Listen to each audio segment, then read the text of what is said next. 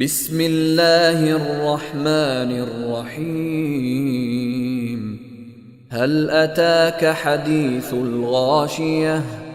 وجوه يومئذ خاشعة عاملة ناصبة تصلى نارا حامية تسقى من عين آنية ليس لهم طعام إلا من ضريع لا يسمن ولا يغني من جوع.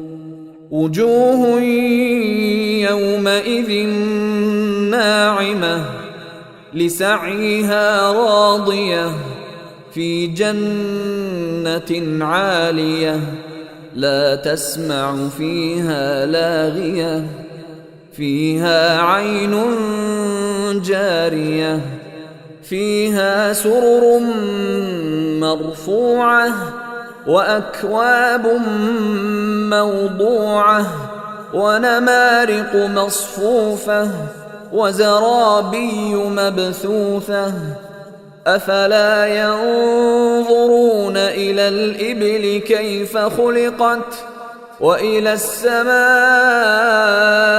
كيف رفعت وإلى الجبال كيف نصبت وإلى الأرض كيف سطحت فذكر إنما أنت مذكر لست عليهم بمسيطر إلا من تولى وكفر فيعذبه الله العذاب الأكبر.